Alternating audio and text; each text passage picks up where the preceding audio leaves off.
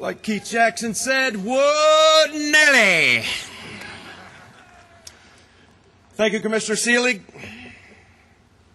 I'd like to first start off by thanking Jane Forbes Clark, Dale Petrovsky, Jeff Idelson, Kim Bennett, and all the wonderful staff at the Hall of Fame for making these last 7 months so enjoyable and allowing Debbie and I and our family to become to the newest members of the Hall of Fame family.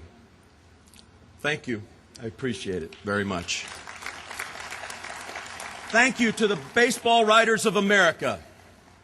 Without your vote, I'm not here. Thank you very much. I sincerely thank you. Jerry Coleman, Peter Gammons, congratulations on being recognized in your field of expertise. Well deserved. Rhino, congratulations to you and Margaret and your family. I couldn't think of anyone that I would rather share this honor with than with you. Thank you. Thanks to all the Hall of Famers for coming back this weekend to share this special day with Rhino and myself. Thank you very much. I stand here today incredibly humbled, extremely overwhelmed, and so very proud. Humbled by the fact that never in a million years would I ever thought that I would be on the same stage with all these great Hall of Famers and enshrined into the National Baseball Hall of Fame. Overwhelmed by the great turnout of all these super fans that love baseball so much for coming out here and enjoying this honor with me. And so very proud to be one of the newest members of the National Baseball Hall of Fame. This journey started about 42 years ago in a little town of Brunswick, Georgia. Looking back on those days in Little League, the Hall of Fame is not even a blinking star. But through baseball travels and moving up the ladder, that star begins to flicker.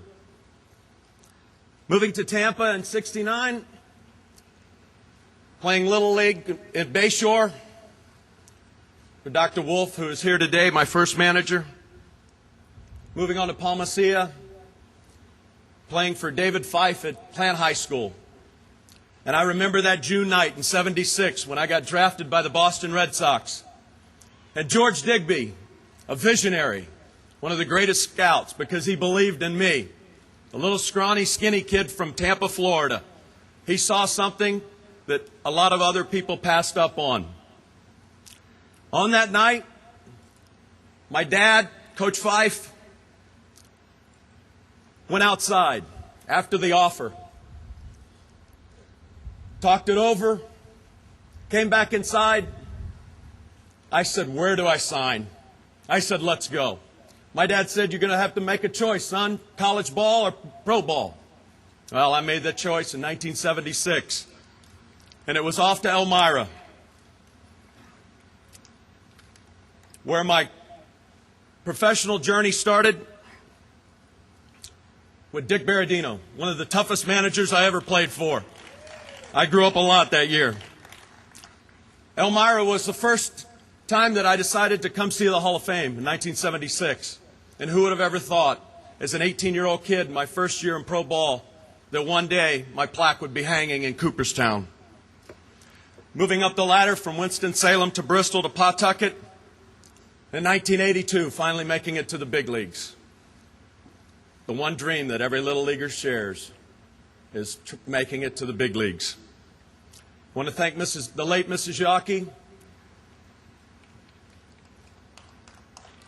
She was a great lady.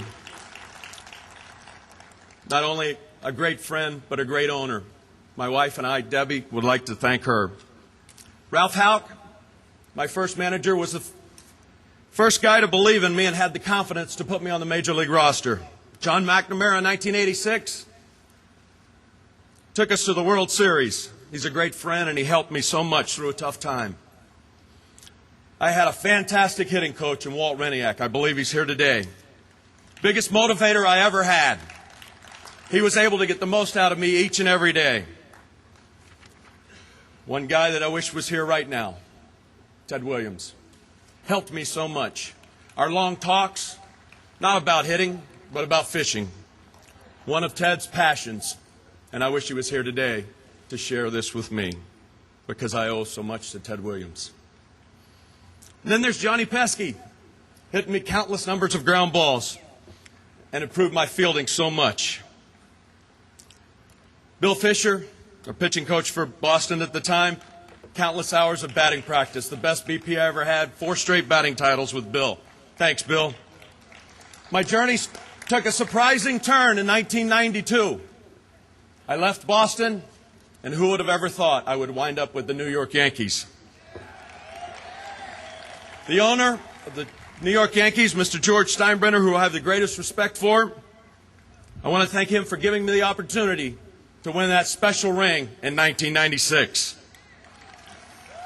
Each player has a job to do, and when everything comes together, through teamwork, of hard work of everybody, of the 25 players, that special dream comes true, just like it did in 96.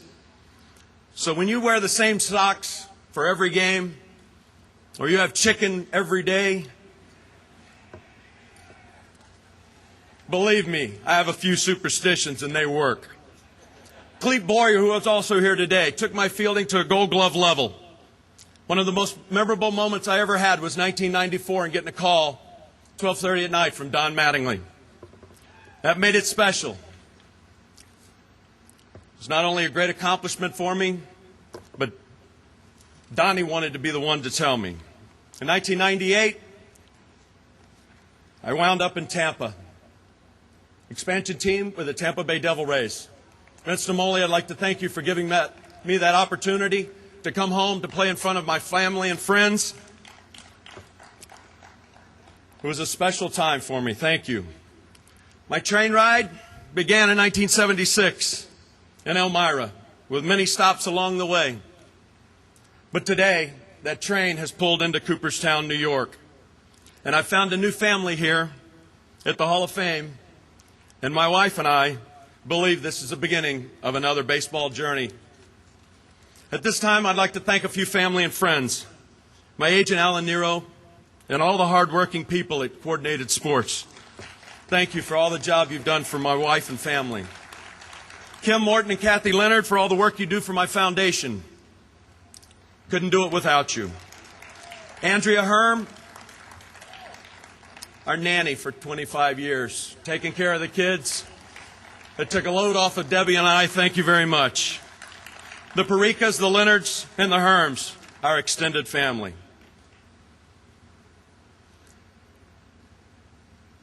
Daddy, I wouldn't be up here without you. I owe everything to you. My mentor, my idol. Anyone can be a father, but it takes someone special to be a dad. And that's why I call you Dad, because you are so special to me. You taught me the game, and you taught me how to play it right. Thank you, Dad. Along with my stepmom, Pat, thank you for being here and enjoying this wonderful day, because without you, I wouldn't be standing up here.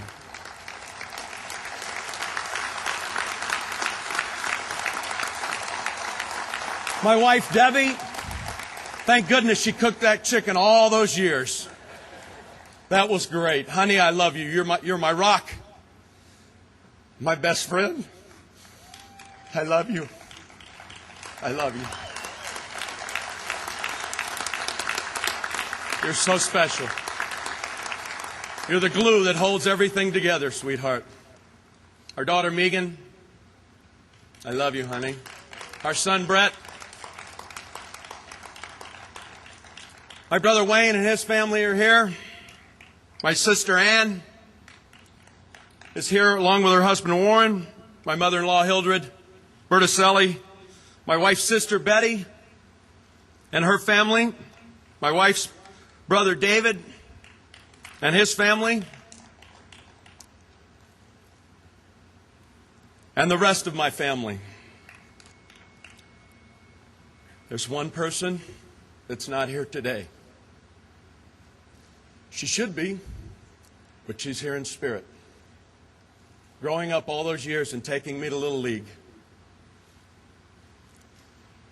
1986, June 17th was the last game she missed. She was the rock of the family. She had to wear 2 hats because of my father being in the Air Force. Mom, I love you. I miss you. I wish you were here. In closing, thank you. In closing, I want to say one special thing. I am living proof that dreams come true. In life, so many things are taken for granted. But one thing I can honestly say is that I took every day, enjoyed the game of putting on that uniform and playing the great game of baseball. I have a message for the young kids. Life is about obstacles. Endeavors in life are not to be overlooked. Our lives are not determined by what happens to us, but how we react to what happens. Not but what life brings us, but the attitude we bring to life. A positive attitude causes a chain reaction of positive thoughts, events, and outcomes. It is a catalyst, and it sparks extraordinary results. One final thought. Just remember, baseball is just a game. Whether it's your second year in Little League or your second year in the big leagues, you should always play the game with passion, play the game with heart, and play the game you loved. And possibly one day, your dreams can come true just like mine did so many years ago when I first started dreaming about playing baseball and making it to the big leagues. Thank you to all my friends for coming a long way from Tampa and around the United States. Thank you, and may God bless you. Thank you.